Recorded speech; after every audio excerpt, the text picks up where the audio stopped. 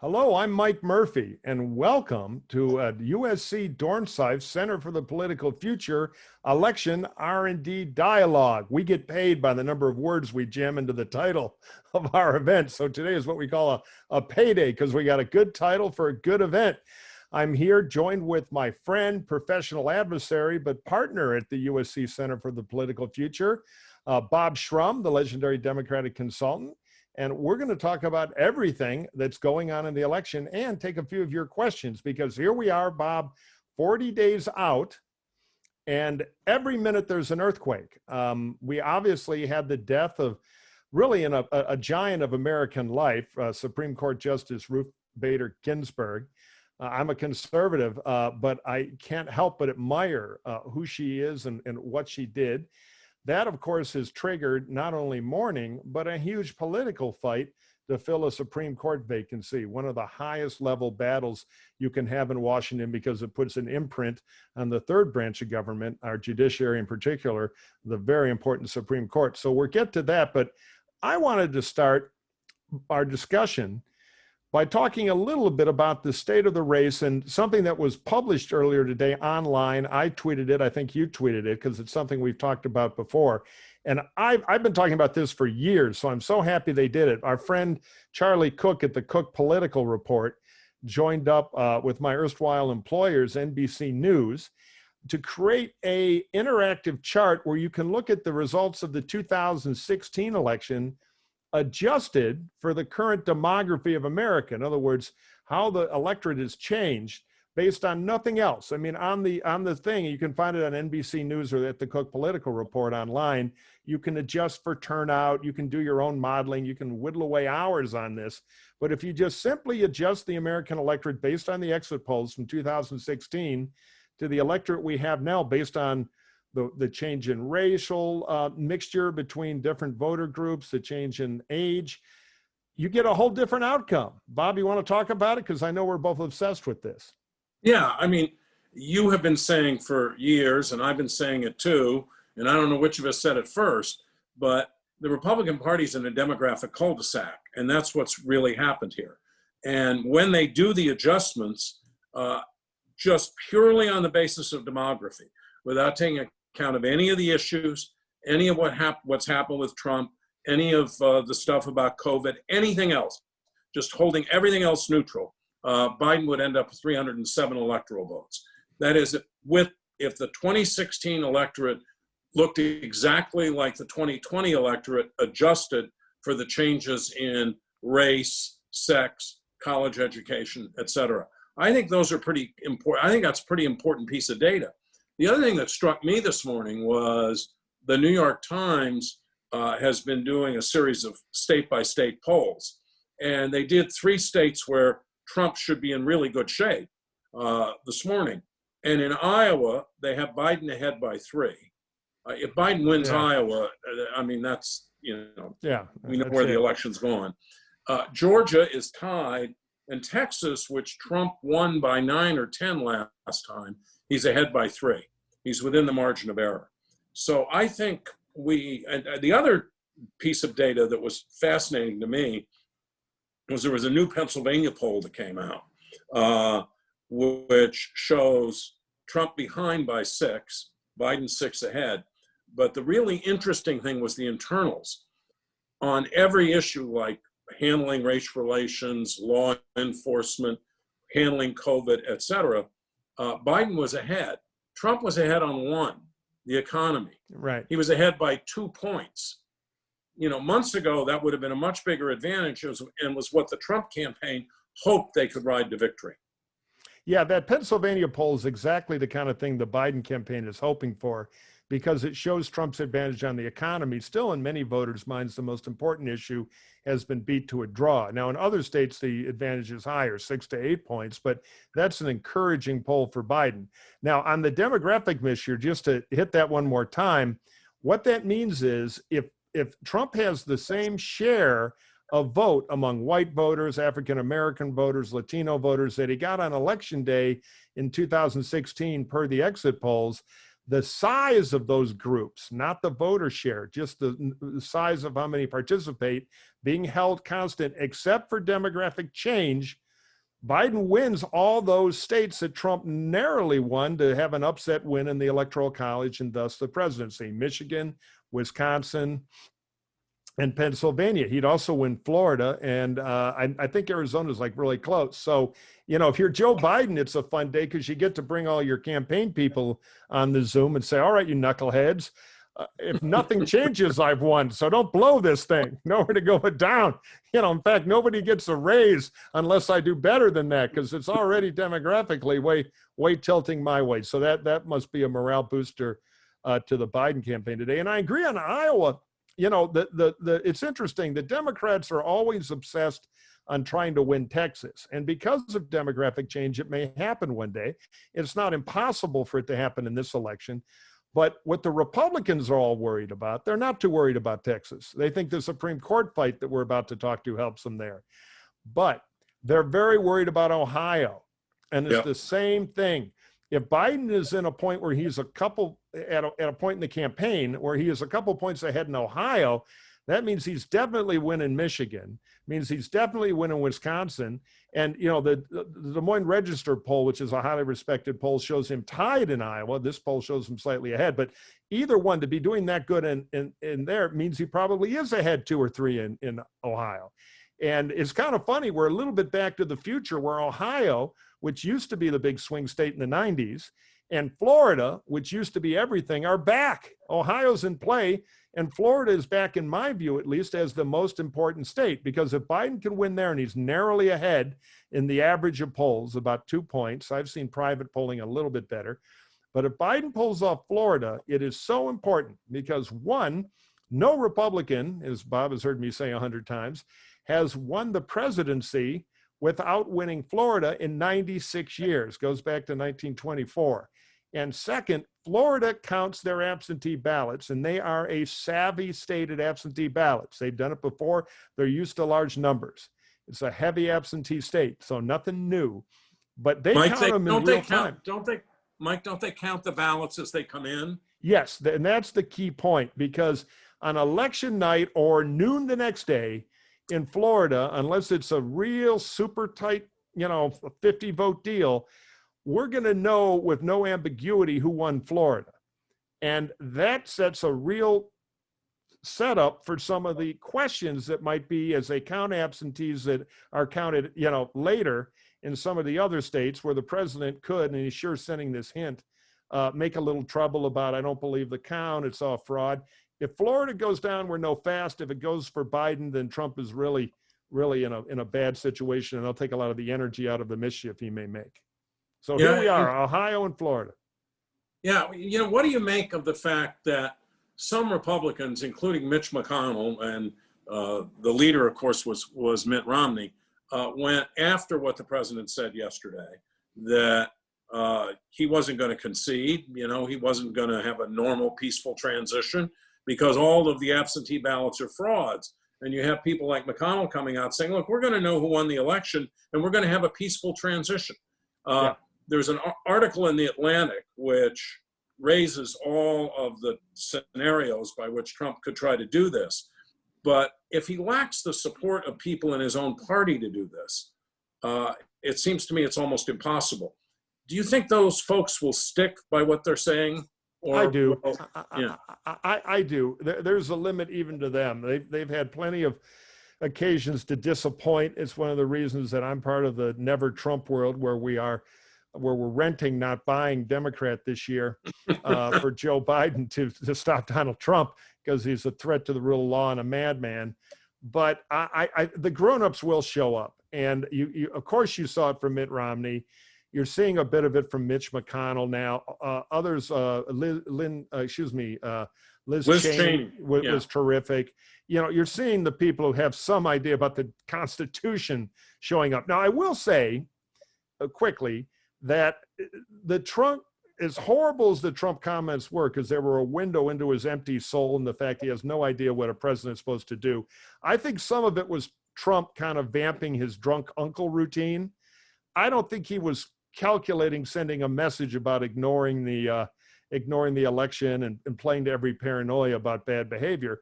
But the very fact he could stumble into that, not have an alarm bell go off in his head that, wait a minute, I can't say that, I'm president. The core tenet of our democracy is peaceful transition of power, is telling in of itself. So I'm glad, a little late, by the way, other than Romney, that the Republicans are making it clear, but it's important. And you do, that Atlantic article you mentioned, which I thought reminded me of Y2K, you know, it was very apocalyptic, and state National Guards are going to seize electoral, or have armed conflict between the New York and the Texas National Guard. I mean, I'm arguing by facetiousness here. It didn't say that. But if I were a liberal, I would try not to be neurotic about that. I would focus all my nerves energy into campaigning and helping assist the Biden campaign in those 5 states to win the damn election, rather than worry about a coup. Because it's easy to get worked up in that stuff, but it's not that productive. Well, of course, as you and I always say, the Democrats are the neurotic party. And having been through 2016, there's this terrible fear that somehow or other the polls are wrong. Our USC Dornsife track this morning has Biden about 9.5 points ahead. The Quinnipiac poll has him about 10 points ahead. Let's talk about one of the really big developments of the week. And that was the tragic death, tragic for me, of Ruth Bader Ginsburg, who I think has had an imprint on the consciousness of the country that very few Supreme Court justices have ever achieved. I mean, she became the notorious RBG, and they made documentaries about her that packed theaters. The conventional wisdom was that this is a great opportunity for Republicans, that this will be about abortion, will help turn out their base. But there were a few contrary indications to that. One was that from the time she died through Sunday midday, Act Blue had raised, I think, $60 million, which is just an unbelievable sum of money. And Biden did something that was very interesting to me. He went out and gave a speech. He mentioned the choice issue, but he focused really on the fact that the court on November 7th is going to hear a case on the constitutionality of the Affordable Care Act. And if it's thrown out, 100 million people with pre-existing conditions could lose their coverage. People who've had COVID and have scarring on their lungs would suddenly be in that category, pre-existing conditions. And he went right back to the issue that powered Democrats in the 2018 midterms when they picked up 41 House seats. I thought it was a very, very smart move, a little akin to the move he made during the violence and the rioting, which he's repeated today after what happened in Louisville. Yeah, no, there's so much politics packed into the Ginsburg seat becoming open. And I agree with you that she was a true giant in American life. She earned her positive notoriety, though I will say as a conservative, it always helps to be a liberal. You know, what I love about her is, because the pop culture industry is always going to build a liberal icon, not a conservative one. I love the fact that her best friend on the court was in many ways the intellectually equally impressive Anthony Scalia. And she was so interested in another, you know, interesting and complicated mind that that's who she became friends with. And it's a great signal of the American democracy. It's how things ought to be, where, you know, your enemy, your opponent in ideology is not your enemy in life. In fact, can be a close friend. So on the politics of it, complicated, but as usual, I think conventional wisdom was wrong. And I think we agree on this. So first of all, the fulcrum electorate for Trump is the suburbs. That's where he got killed in 2018. That's why we've lost so many governor races. That's why we frankly never had a particularly good election since Trump got elected president. We keep losing congressional races, and even in special elections in safe Republican districts, the Republicans underperform what they should get. There's been a lot of, the country's been trying to punish the Republicans for Trump for a long time. COVID made it worse.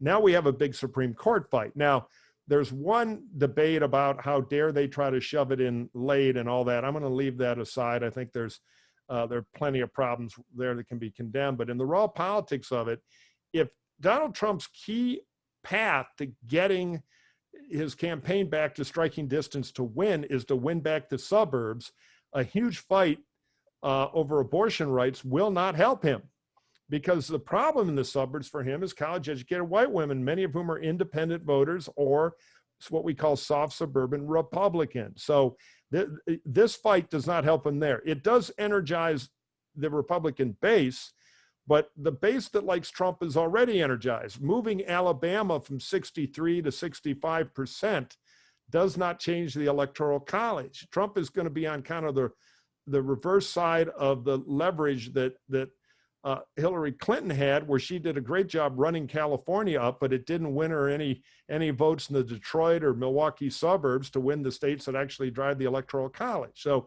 it is an intensity strategy, which is not what he needs. Now, you made a great point, and I totally agree with this. The Democrats figured out their Star Wars laser sword that was chopping all these Republican congressmen down in the midterms was the threat to take away pre-existing conditions. The Democrats have learned that people don't love Obamacare, but they love pre-existing conditions, and they don't understand the connections. So don't campaign for Obamacare, campaign against losing pre-existing conditions. So they're winding up that fastball pitch again in the context of a Supreme Court fight, which is a legitimate issue because it is a case coming to the Supreme Court. The Supremes have to decide whether to overturn a local decision that blocked Trump's attempt to get rid of the ACA, Obamacare.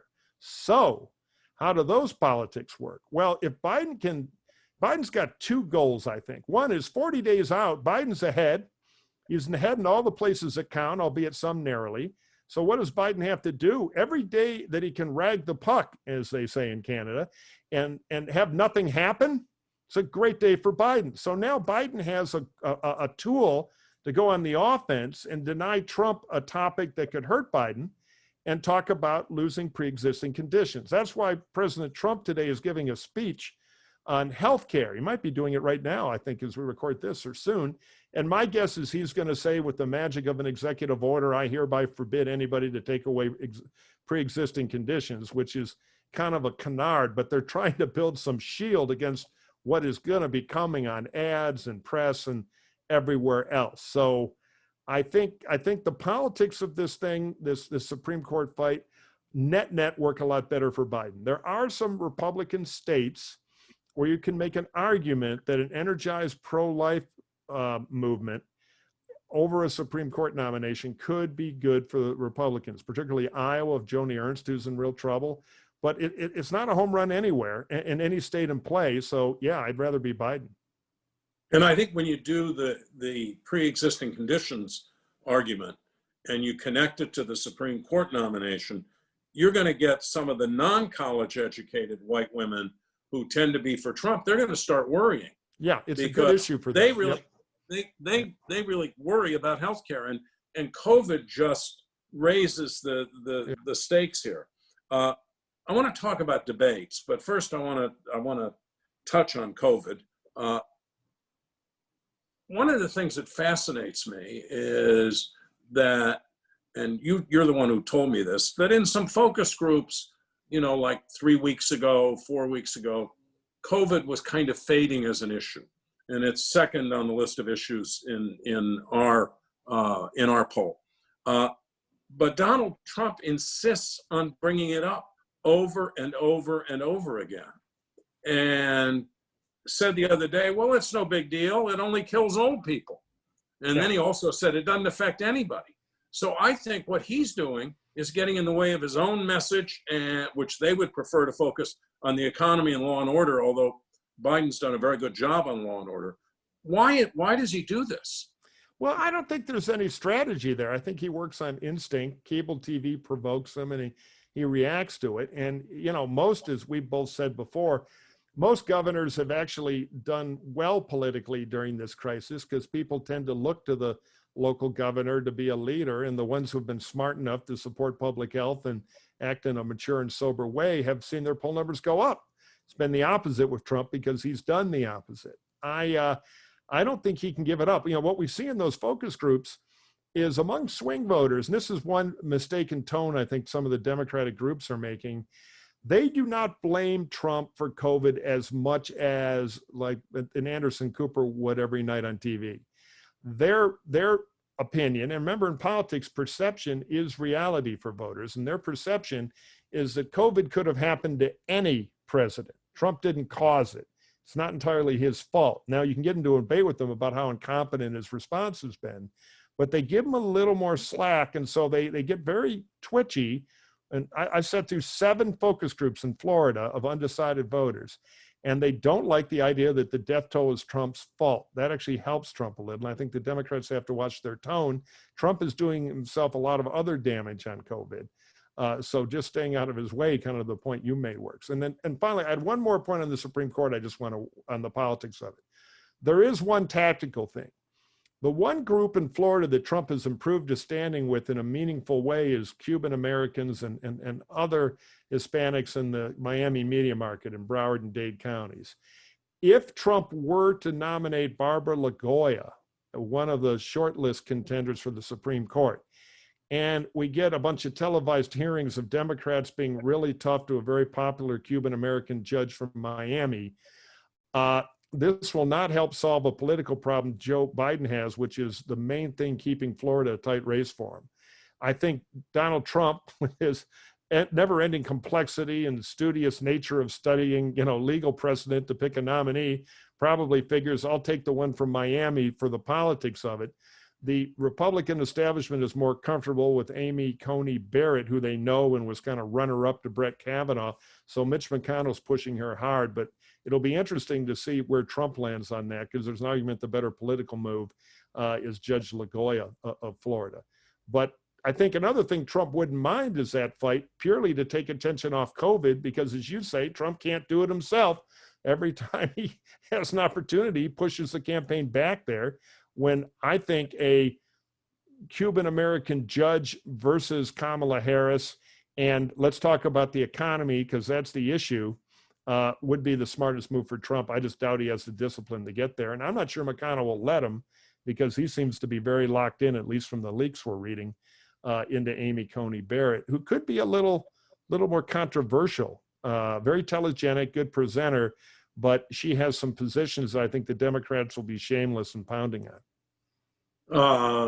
I hope that what happens if she's the nominee is that they do pound on those positions, because the one mistake I think Democrats could make in this confirmation process, the one big mistake, is she's a member of a charismatic group inside the Catholic Church. Someone alleged yesterday that it inspired The Handmaid's Tale. I don't think that's true. That's a stretch, but yeah. Yeah. But I think they ought to stay away from that and focus on her positions. I don't think they should get to the place where Republicans could say they're attacking her because she's a Catholic. Right. When in fact the Democratic nominee is a Catholic. The Democratic vice presidential nominee in 2016, 2012, 2008 was a Catholic. And the last justice appointed by a Democratic president was also a Catholic. One other thing I want to mention before debates, and I saw this stat yesterday and it blew me away. Trump is spending $213,000 a day on ads. Biden is currently spending $6 million a day on ads. How big a difference is that going to make? Oh, it's huge. I mean, remember, we're in an election about 6 states and maybe a few that they try to grab in October if they're freakishly close, like in Ohio, Georgia, places like that. On the Trump side, they think they have a shot to take states that were in 16 for the Democrats, in my view, a longer shot, but they have interest in Nevada, New Hampshire, and Minnesota, because the polls there show competitive-ish races. But look, when the long multi-volume history, I expect at least 8 volumes, maybe 15, of the Trump incompetence in the Trump years is written, there will be 2 or 3 volumes on the campaign, the Trump campaign. And 1 full volume will be on the $800 million, I'm going to repeat that, $800 million that the Trump campaign spent before the Republican convention. Now, I am a believer in summer spending. The Obama campaign showed it can be very effective. But the problem is this spending was not only sloppy on cars and drivers for various in-laws and yes men and all that, and all the other stuff they wasted money in a kind of a Romanoff, palace of diamonds kind of way. They also spent a ton of money on Facebook. Now, there was tremendous Democratic bedwetting about this in the summer. because the theory the Democrats had was, oh, there's a very sophisticated voter targeting and segmenting operation going on. We're way behind. We need to spend more. Panic, panic, panic. Well, what some of us who'd been around the Republican Party kept saying, and were totally ignored because, oh, you don't get it. They're very sophisticated. Trump's a genius. They have a big plan. You guys have no idea. Those of us who've actually worked in the Republican Party said, Democrats, you can calm down. They've got a Facebook advertising guy running the campaign out of the fundraising world. And the Republican Party was built on small dollar direct mail in the 80s. Dear retired Marine lieutenant, please send $18. The Russians are already in Kansas. And that has moved to the internet. So what they were spending the bulk of that money on were Facebook ads to recruit more donors, small donors, 25, 50 bucks.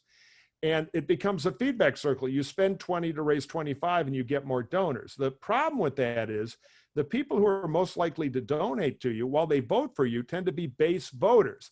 They don't enlarge with message your vote. So a huge amount of money was wasted on that. And then they ran a lot of television that was ineffective because their media consultants, Donald Trump, and they'd show him an ad and he'd say, I like the blue one, I don't like the pink one, and that one I should look taller. That was the system. So they blew $800 million. They fired the campaign manager because they couldn't fire the son-in-law, who was actually the brains behind the fiasco. And now they've got a new, slightly more technically competent campaign manager.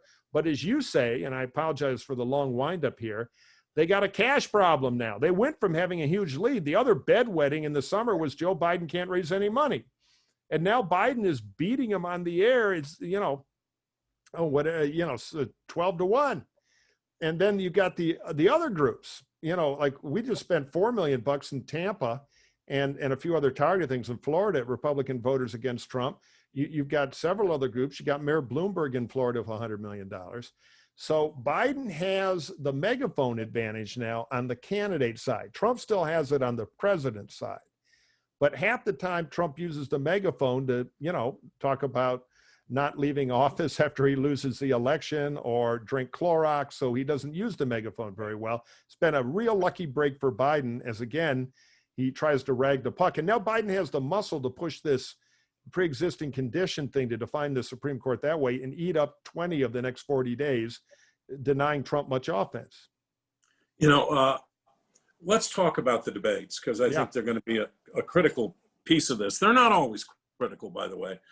By most accounts, John Kerry won the 3 debates in 2004. He narrowly lost the election when he lost Ohio. And Biden, has gotten some grief because the last few days he hadn't been out there a lot publicly. I think what he's been doing is very disciplined debate prep with a team where you have a couple people designated to talk. You're not getting advice from 20 or 30 people all at the same time, which can really mess you up in debate prep. And I suspect that Trump's debate prep is to sit around the Oval Office, say, what do you think about this to whoever happens to wander in, or call somebody on the telephone. And the other thing the Trump campaign has done that has absolutely perplexed me, and actually a couple of their spokespeople have tried to roll this back, but then the president does it himself, talks about Sleepy Joe, he can't think, he can't talk, lowering expectations for him. What do you expect out of these debates, and what do you think Biden has to do? That's a great question. I agree Biden is probably in debate prep. If he's not, shame on them, because it's an advantage they have. They have time to prep and Trump doesn't have the inclination. This, by the way, is, as you know, a pattern. Generally, incumbent presidents don't do so well in the first, when running for re-election in the first debate, because it's much more fun to be president. He can call up and wish Putin a happy birthday. Kim Jong-il bought a new Bentley. He wants to see pictures. He's got a lot of Trump playpen Oval Office stuff to do, as opposed to debate prep where staffers make you do things. So they tend to show up arrogantly. Obama did this and get clobbered. With Trump, my guess is it'll be worse, although there is danger for Biden. Biden is not nearly as well defined as Trump. So if Biden stumbles around and makes some debate mistakes, this debate on the 29th is early enough that it then gives Trump what Trump is desperate for, something to work with in October.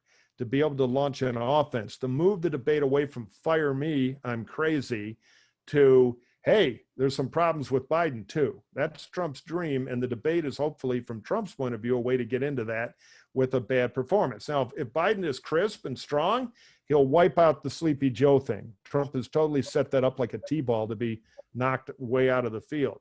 But if Biden is bad, it'll reinforce it, and Trump will be in the driver's seat for a couple of days on the campaign, and it'll be down to Biden to kind of reclock things. Now, the last point is the key question, I think.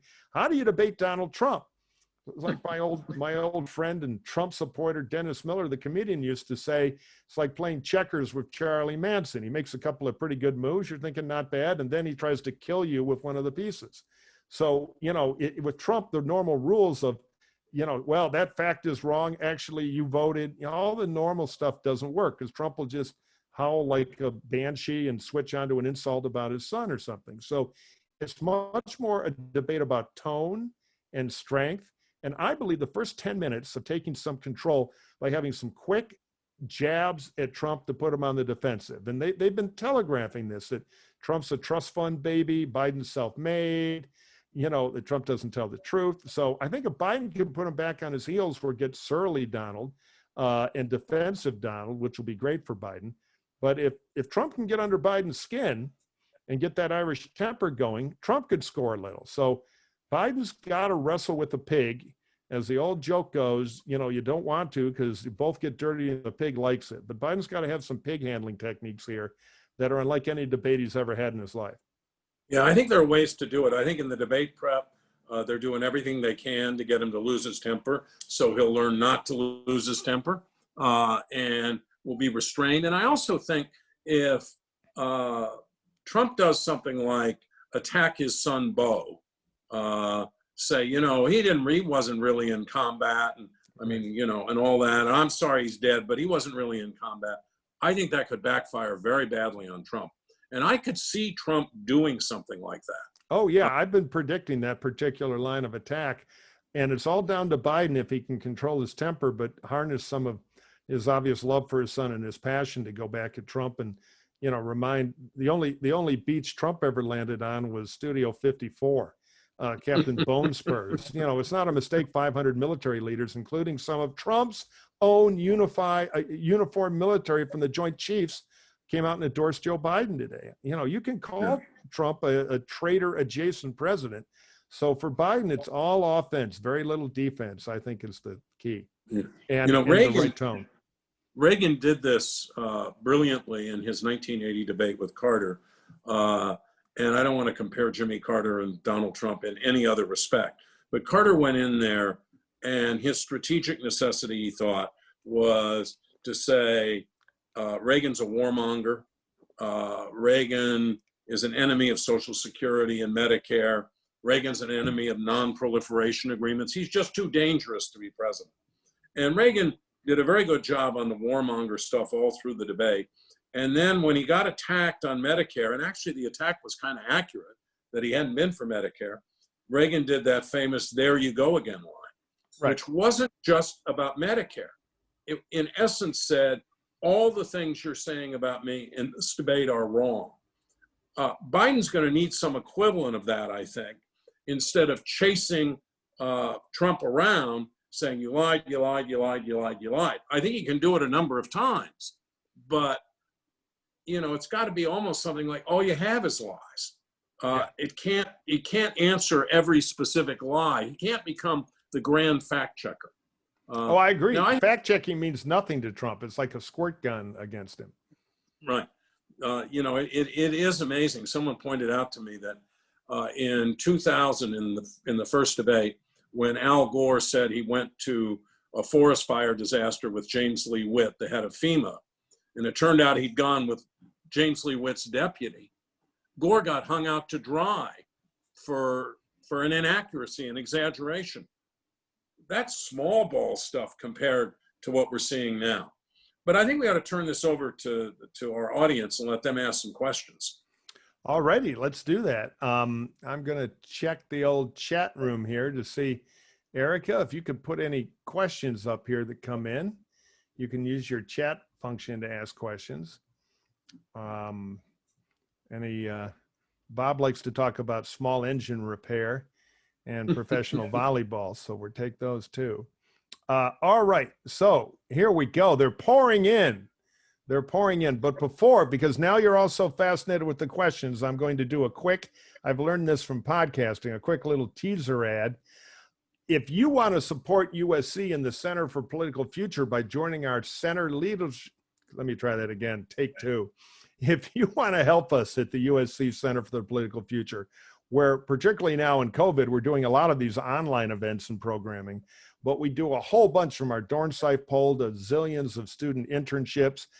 During the campaign last summer, we even sent 11 students out to work in politics in the Iowa caucus, a life-changing experience for them. So if you care about kind of helping us do our work to turn kids onto politics and instruct them in a world where your opponent is not your enemy, which is how Bob and I operate, then support us. And a great way to do it is to join the Center for the Political Future Center Leadership Circles. Now, your donations fund all that good stuff we do, and you help so many people in our Trojan community enter the world of public service through internships and learning more about practical politics from our fellows and our staff. So you can just go to our website.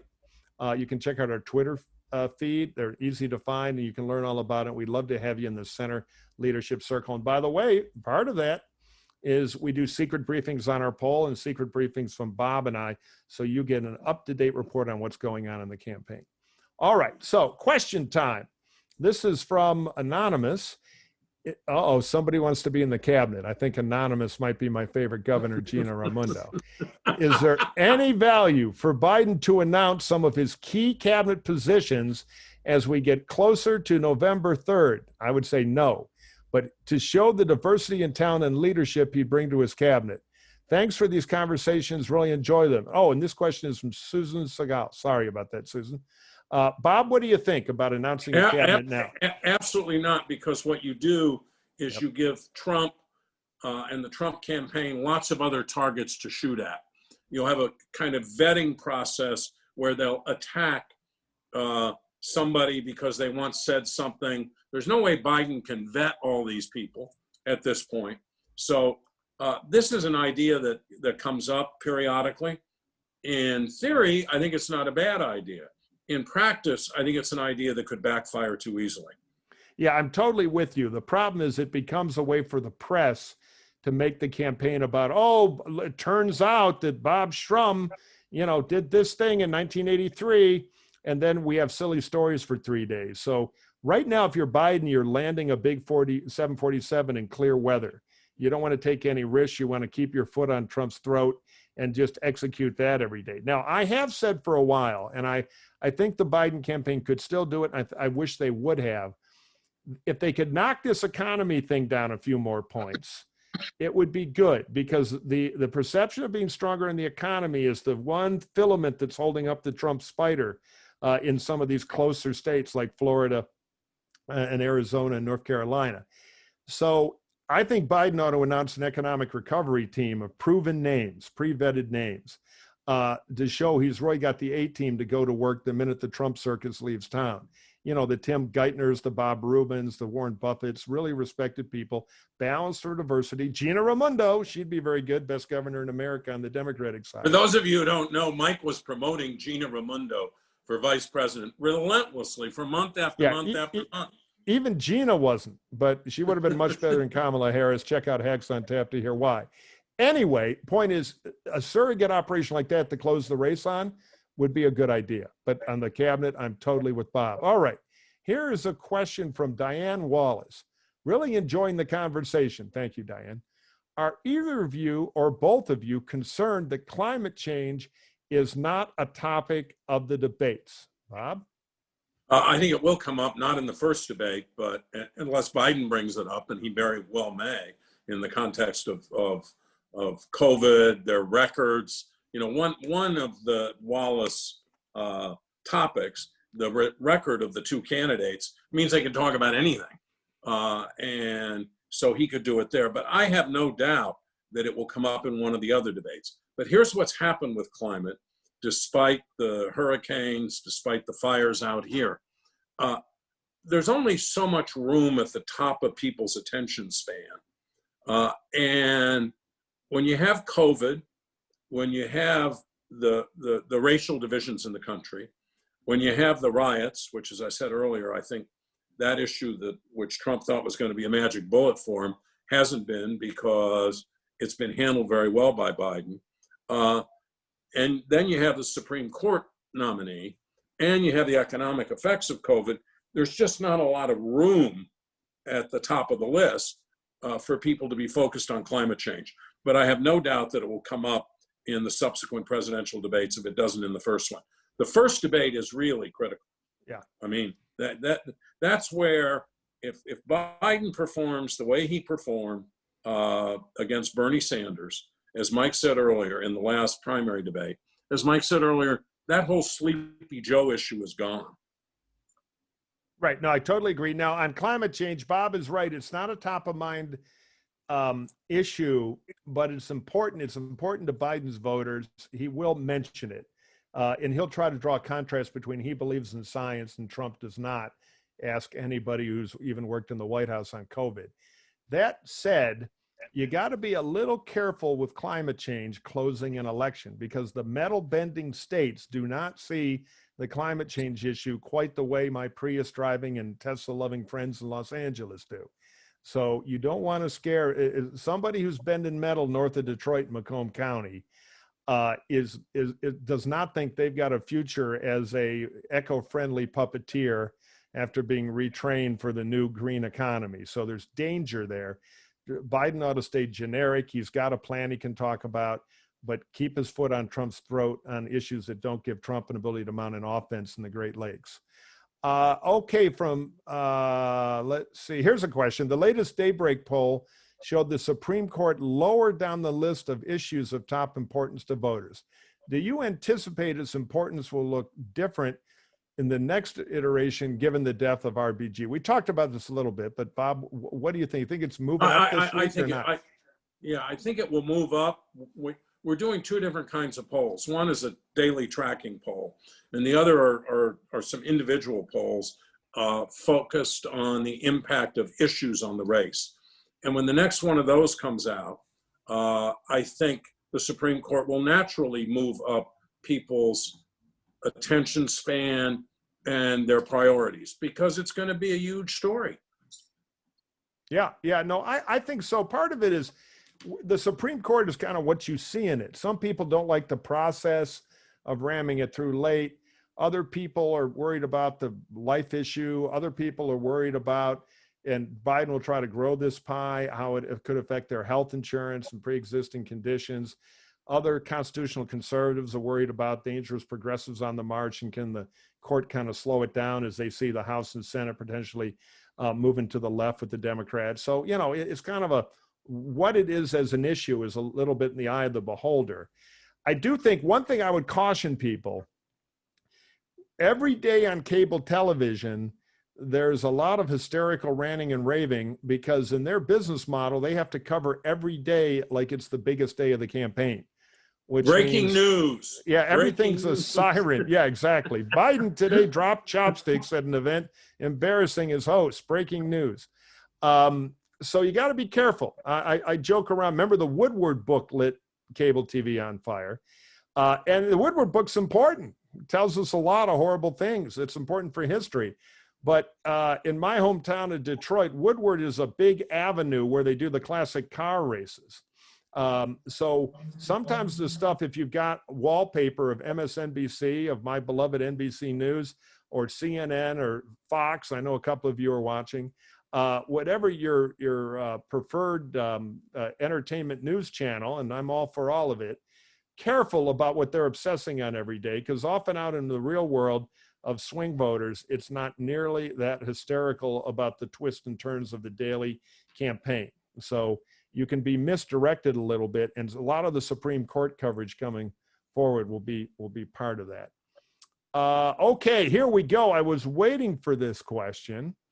This is what I like to call the Lancaster, or 7 Days in May. Great movie, good one to rent right about now, about an attempted military coup in the United States. The question is, from Kathleen Beck, and I apologize if I mispronounced your name. If Trump won't step down for a peaceful transition, then what happens, and how would we get him to leave? There's a lot of crazy paranoia about this. I've got some opinions, but Bob, why don't you start? I think if he loses, he'll leave. I think he's a classic bully. He's saying all of this stuff, and if the voters give him his comeuppance, he's going to have to go. I think people in his own party would tell him he had to go. I think that the military, which takes an oath to defend the Constitution, Right. to uphold the Constitution, not to do anything a president says. In fact, they're told they can't execute unlawful orders. I don't think, and it would be unfortunate if the military got involved, but they, I think, would be a last line of defense saying, look, you lost the election, you got to go. There may be litigation in, Trump trying to litigate the validity of absentee ballots. I think he would lose that litigation. I think he'd probably lose Gorsuch and Kavanaugh on a question like that. Yeah. No, I totally agree. So what could happen is he could make not a lot of noise, particularly about Pennsylvania, where there are going to be some issues. But if Florida goes big, it'll be apparent he's just howling at the moon. But then the Republican Party's tired of him too. And if he is lost, I think he's going to find a fairly few number of defenders. Now, there are all kinds of theories. You can read that Atlantic article where the Republican states all put on their Satan hoods and their state legislators appoint Russian robot electors who, you can get into a lot of crazy stuff. But the bottom line is, I think he'll get 3 visitors that day who will offer to pour him a drink of whiskey. One will be Mitch McConnell, who will say, it's done, sir. We're going to do a restart here. Get out. 2 will be somebody from the Pentagon. I worked at the Pentagon. I was a consultant to the Department of Defense. I met a lot of 3- and 4-star generals. They're not idiots. They're politicians. And they very much understand the role of the military here. And they will tell you, if you bump into one of them, we don't take an oath to the president. So it'll be clear that he is alone.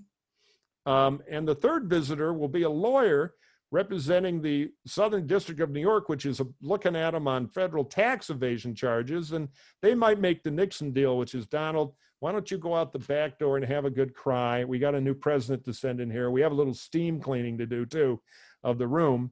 And we're going to plead out the tax charges on you. Is a little hunk of rotten cheese to kind of pull the rat out of the house so you don't have to spear them and get blood everywhere. So I think it's going to be handled. And if I were a bedwetting Democrat, I would focus my attention on winning the damn campaign, not worried about a coup. And if he tried something like that, we have strong institutions in the country, including in a lot of states, by the way, the Republican Party. I talked to a lot of them. There's a huge frustration level because they know they haven't had the guts to fight him because that's suicide, but they know he's kind of killed the party too.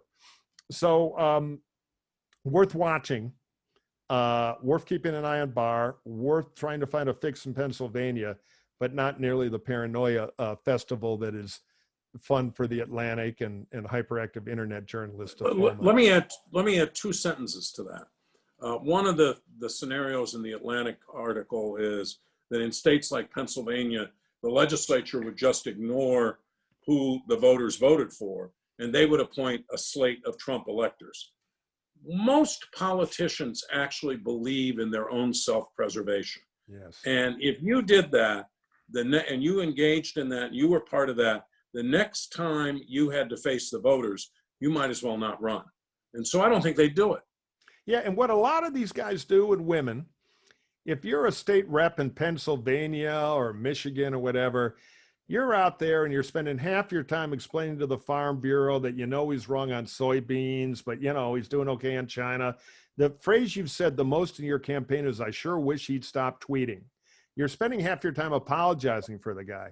And you're once it's clear there's a loss, you don't want to fight to the last man. You want to change the channel and get them out of there and try again and try to save your own skin. And a lot of these folks are kind of Rotarian, friend-making, local guys. They got a car lot or an insurance office. They don't want the headache of some last stand insanity, banana republic stuff. So it's kind of like The Sopranos. When all Tony's capos start going to jail, nobody's making any money. Bad things happen to Tony. Trump loses the election. They won't be able to get rid of the corpse quick enough, in my view. Okay, a question from Max Geschwind. Trump's Real Clear Politics approval rating average is currently just over 45%, continuing a slow upward trend since July. Does this steady rise in his approval number forecast how he'll perform in November? You know, Bob, I didn't know it was at 45. I think we can call the election for Trump. I think it's going to happen now. No, I don't mean to make fun of you, Max. That is a good question. It's good to average these polls, but the problem is you're averaging bad polls with good ones. And once in a while, there'll be some Rasmussen or other poll that show Trump at 59%, American zero, and it knocks it up for a few days. The real number is generally a couple points lower than that, and it almost never goes any higher than that. That's the cul-de-sac he's stuck in. Bob? Yeah, I agree. I agree with that. I'd have to look at the polls that have been averaged in the Real Clear Politics, but most of the other data I've seen, our data, the Quinnipiac data, would have Trump at kind of, you know, his approval's kind of where his vote is, about 42. Right. Yeah, about 42. So we got two more, I think, in the time allowed. The first one is a question, a great one, in a lot of people's mind. And then we have a student question, which I want to try to get to. Maybe we're trying to go quicker here to get three in. This is from Anonymous again. Mail-in ballots continue to be perceived as controversial, flawed, or somehow favoring Democrats. Can you talk about the latest findings on whether voters should trust voting by mail? Bob, what are you going to do? How are you going to vote? I vote by mail most of the time. I think what I'll do is vote by mail, and there's a drop-off box in Holmby Park, a couple blocks from where I live, and we'll probably just drive up and drop the ballots in that drop-off box. I think that we have a long history of mail voting in Washington, Oregon, California, and in fact, it was an engine that Republicans used all the time. Right. And Mike will tell you a lot of Republicans are very frustrated with Trump's attacks on mail-in ballots because they worry that it's going to keep some of their folks from casting a vote.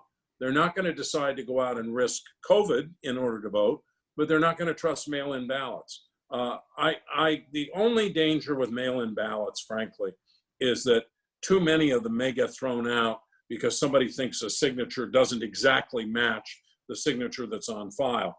In 1960, the networks thought, everybody thought, that Kennedy had carried California. And when the absentee ballots were all finished counting a week later, he'd lost it, I think, by 35,000 votes. So we have a long history of mail-in ballots. Started during the Civil War, by the way, and it made the difference for Abraham Lincoln in 1864. All the troops, the Union troops, voted by mail. Yeah, I am not worried about mail-in ballots with a few caveats. There's some trickery in Pennsylvania where there's this double envelope thing, so you got to follow the instructions really well. So your 94-year-old grandmother might have a little trouble with it, and you should make sure anybody you know in Pennsylvania it really understands the rules. A little more complicated there. That is not an absentee-friendly state, so they're kind of learning on the fly. But in general, I would not worry about it. The Republicans are worried that Trump has scared away Republican absentee ballot voters.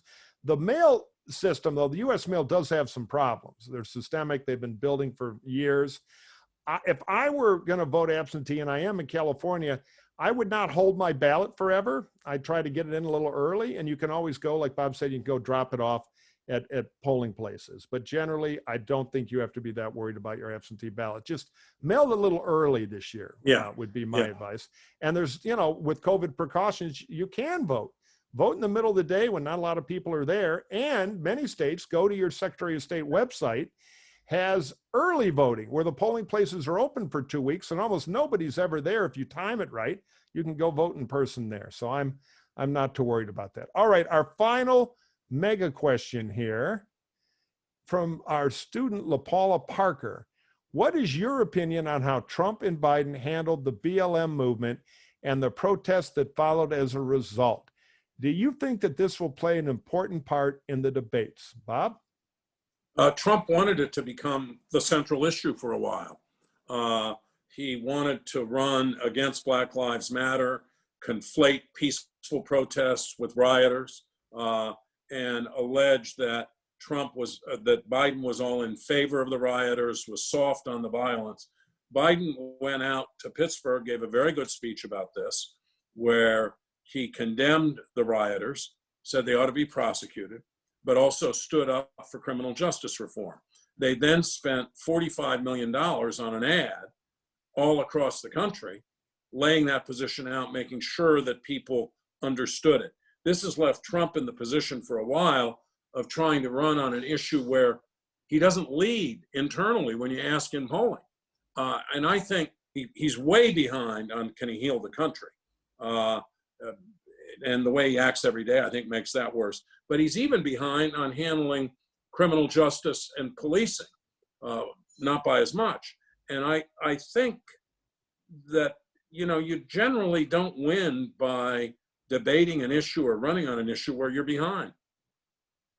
Yeah, look, I 90% agree with it. My view is Trump totally wanted to make it a wedge issue, but Trump's own racist behavior and rhetoric at times has stripped away his credibility. If he were more subtle, he might have found some energy in that, particularly as I think Biden was a bit slow to respond. I always worry that the woke department in Biden's campaign has a little too much influence. But Biden, to his credit, did eventually respond. And when he did it aggressively. He condemned the rioting. He committed that advertising money to make sure he pushed the message out. He let the campaign be about it for 12 days and did pretty well. I got worried again yesterday because I saw some Twitter video, which I tweeted at Murphy Mike, of a bunch of obnoxious I don't know, wherever they get the black ninja outfits and, dad's Prius parked around the corner, these kind of these agitators, and they were hassling a bunch of people in an outdoor restaurant in Florida. Where they were doing that, by the way, being incredibly obnoxious, was one of the 10 most important swing counties in America that's going to decide the election. And I watched it thinking, this is really good for Trump. And I condemn these groups. I'll bet if you could really look into them, you find some Russian money, because it's all about disrupting our elections and our society and getting us at each other's throats. So I'm all for peaceful protest, but I'm pretty radically hostile to some of these bullying, threatening groups that wander around the street. I was happy today to see Biden taking a tough line, because he's got to watch his flank on that.